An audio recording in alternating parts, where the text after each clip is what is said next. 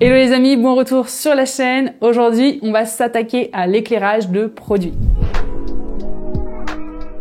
Je viens de réaliser un pack shot pour une gamme de soins capillaires et je vais vous montrer comment je procède pour mettre en valeur un produit complexe à éclairer, même si de base, moi je suis pas vraiment dans les pack shots. Ma spécialité, c'est plutôt de travailler sur des scènes avec des personnages.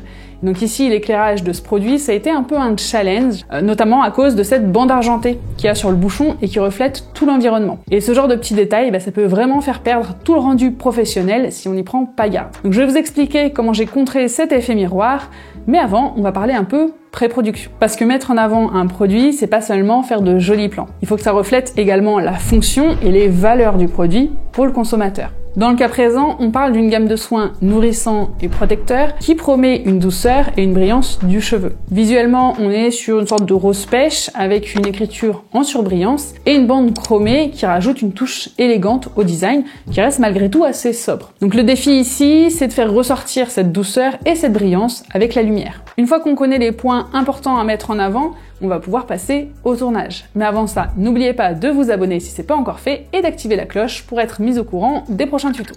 Donc pour le plan d'ouverture, je voulais mettre en avant le côté soyeux du shampoing.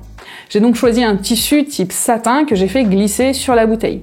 Le plan a été tourné au ralenti, à 240 images secondes, pour donner un effet très fluide à l'image. En ce qui concerne la lumière, j'ai utilisé 3 éclairages. D'abord, une backlight qui me permet de contourer la bouteille et de commencer à créer du volume. Ici, j'ai utilisé un tube LED, le Cinepyr C100 de chez Zhiyun, pour avoir une ligne de lumière et éviter les points lumineux en reflet. Je vais ensuite ajouter une key light sur le côté opposé. Le fait d'avoir une lumière de profil plutôt que de face, ça va créer du contraste et du volume sur le flacon.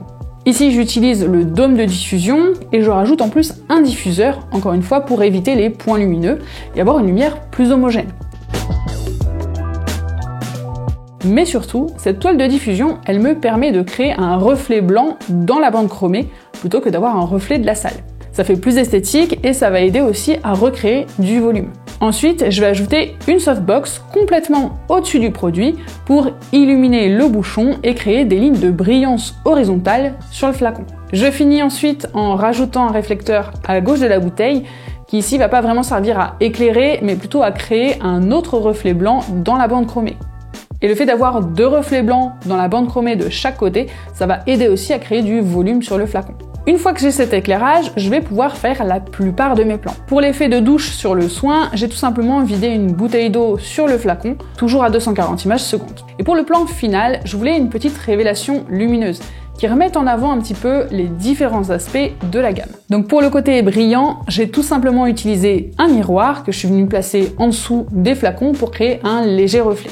Et pour le côté soyeux, je suis repartie sur mon tissu en essayant de créer une sorte de drapé en arrière-plan qui vienne aussi cacher les bords du miroir. Ensuite, il ne me restait plus qu'à créer un léger effet lumineux en déplaçant la lumière du dessus. Pour renforcer l'idée de nutrition et de soins, j'ai ensuite tourné 2 plans supplémentaires pour symboliser l'hydratation du produit. Donc pour ça, j'ai utilisé un récipient que j'ai rempli d'eau et je suis venue éclairer par l'arrière. Comme la plupart des matières transparentes, en fait, l'eau, pour qu'elle soit bien visible, il vaut mieux l'éclairer en contre. C'est ce qui va aider à voir les mouvements de l'eau, à créer des reflets et donner un rendu plus éclatant. Donc pour ça, j'ai tout simplement posé mon petit projecteur sur la table avec le dôme pour avoir une lumière un peu plus homogène. J'ai décidé de changer la température de couleur ici pour aller sur un effet coucher de soleil à la plage qui a ensuite été atténué par l'étalonnage. En gardant la même lumière, j'ai juste eu à changer de récipient pour faire le plan suivant, en remuant l'eau tout en faisant rouler la bouteille. Une fois tous les plans tournés, il ne me restait plus qu'à étalonner, donc je suis partie sur quelque chose d'assez soft, légèrement rosé, pour accentuer un petit peu le côté doux de la gamme. Et voilà le résultat final.